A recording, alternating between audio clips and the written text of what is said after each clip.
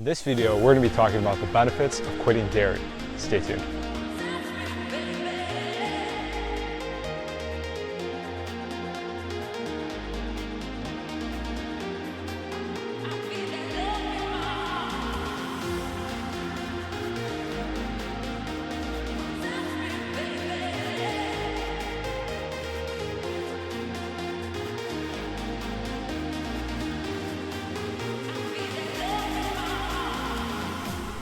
Yo, what's up guys? Welcome back to another episode here at Sobriety University.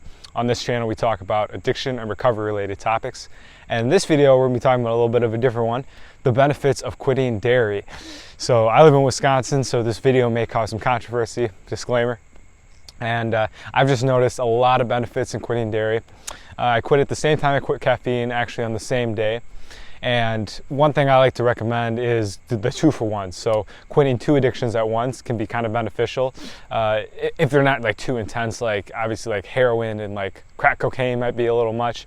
With this one, this was caffeine and dairy, and I thought I could do the 2 at the same time. So today we're going to be covering some of the benefits that I've received and kind of like maybe a little bit of background onto why dairy is not maybe as healthy as I used to think it was. So before we begin, make sure to like, subscribe, comment. Really helps out the channel, gets the video out to more people who are dealing with addiction. So I grew up in Wisconsin, so I used to eat dairy all the time. Cheese, cheese puffs, anything with cheese, ice cream, milk. And I found that there was a theme that had been kind of going on through most of my life. And that theme was acne. So that is benefit number 1, is way less acne. Towards the last like maybe 6 months to a year, maybe like 6 months, probably around there, that I was eating dairy, I found that every time I would break out. No matter what, no matter how little I had. I worked for a keto bake shop at the time I was quitting, and I'd worked there for a few months, and I'd been eating there for like a year plus. And they had a bunch of keto desserts, which means there wasn't sugar in it, huge win. There wasn't like gluten or anything for certain stuff. However, sometimes they put dairy in it. And I found that when I would eat one of those little bars or whatever, I would get a little pimple. And I found that quite annoying because I really like these dairy desserts. Like, come on, universe, it's all I had. Just give me this. And he was like, no man, like there's gonna be consequences to this. And so another dairy thing I was eating was pizza. And so it's called Against the Grain. It's like a sugar-free, it's really good pizza. It's freaking fire, and like the whole crust is made out of cheese. And so I'm like, I would have one of those maybe once a week when I was super addicted, multiple times a week, because I just needed those delicious carbs and stuff.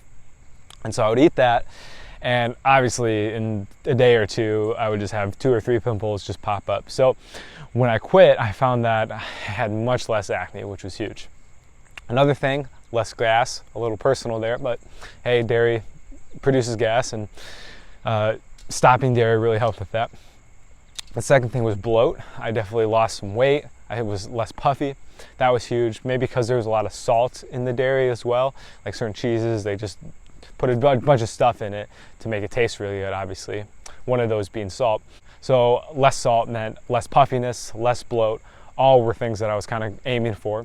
And so a little background on dairy. Dairy, from what I've learned and research, is that humans are not actually meant to digest it. It's more of a thing that's come across in the last, like, I don't know, few thousand years or whatever, since cows have been alive, since people realized you can milk them and then ferment the stuff and then it tastes really good. So yeah, I think the human body on its own is not meant to digest it, and I think that's where a lot of those issues come from. Like I know a lot of people can't eat dairy. It's like the lactose intolerant or whatever, that kind of thing. And I think at a whole, we're all kind of lactose intolerant. And some people, it's more apparent for others. I found, again, it came out with the acne, it came out with the bloat, it came out with maybe some fatigue, some brain fog and stuff. And when I quit the dairy, all that went away. So another question might be like, how do you quit dairy then? Like, especially living in Wisconsin or a state where there's a lot of cheese, what do you do? Well, I have a lot of videos on how to quit addiction, particularly with the cold turkey versus slow and steady. And I'm gonna link that video down below. Check it out. It definitely offers a lot of information on ways to quit addiction that is not gonna be like traumatizing and like catastrophizing. I think each way can be beneficial at certain times. I find now though that the slow and steady approach works better, and that's what I did with dairy. I weaned off. I didn't just say, okay, I'm done with dairy. No, I did do that, and it didn't work. So I had to adopt a different approach, and that approach was like, all right, I'm gonna do it once a week, and maybe I can live with that. However, I kind of knew in the back of my mind and my heart that that wasn't gonna last, and of course it didn't. And by that time though, since I had been doing once a week, I was much more prepared to say, okay, I'm gonna go 2 weeks now. And then after 2 weeks was easy, I'm like, okay, I can be done with this for good. So that's one way to quit.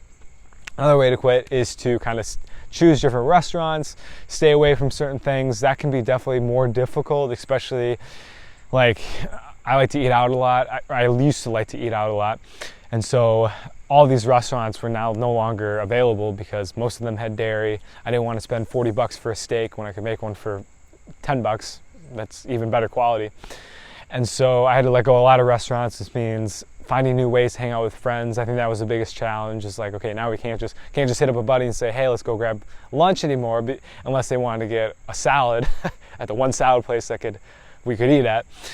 So I had to adopt different strategies for hanging out, and that can be a challenge. So back to like how to do it. Just letting people know, I think, is what I did. Hey, I'm not eating this anymore. I'm gonna have to choose something else to do. And usually people are pretty understanding. If they're not, maybe they weren't really homies to begin with, and then that was just a blessing in disguise. So the last two benefits I've experienced from quitting dairy are much more energy. I don't feel like tired. I don't have that brain fog like I mentioned earlier. I just feel more like just alert, just more present and focused. So another one is I'm saving money. So obviously I talk about this one a lot, is that a benefit of quitting addiction is that there's no longer money spent on that addiction. Now there's a risk that that money can be used for other addictions, and that's kind of the journey, is learning how to quit at least all of the addictions we can. And the last benefit is just going to be that I eat really healthy now, that I don't have all this dairy, this added junk, all this stuff kind of causing me bloat and stuff. It's basically just I eat meat, I eat vegetables, and that's really about it. And because of that, I feel like I no longer have to worry about food. And for anyone that was addicted to food or is addicted to food, I know what it's like. I've done the whole overeating thing, definitely gone to support groups for overeating and using food as a crux. I think I'll make a video about that soon, about like how overeating is like another addiction basically, and ways to combat that. I noticed though that after I quit dairy, that it was a lot easier to say no to different foods that maybe I would have been tempted to go for on a regular basis, because I'm like, okay, I freaking quit dairy. I can say no to anything. And because of that, it built a lot of like confidence, reassurance that I'm on the right path, and that food no longer has to be a controlling aspect in my life anymore, because it was for a long time.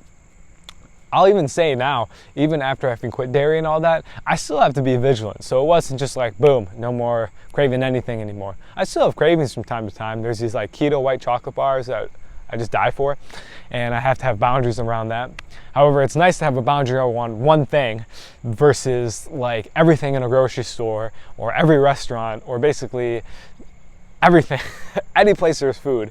Now it's like, it really limits the options and really creates a lot less stress and mental bandwidth that gets put into deciding what to eat, where to eat, etc. So guys, with that, that's going to end the video today. Comment down below what your experience with dairy is, and if you find a way to kind of like balance it, or if that's something you want to quit as well. Feel free to comment below if you have anything with like the lactose intolerant stuff. I don't know much about it, so I'm sure a lot of people would like to know. I had a friend in elementary school that had the lactose thing, and they couldn't drink milk, and it was kind of like it was a rare thing. Everyone was like, huh.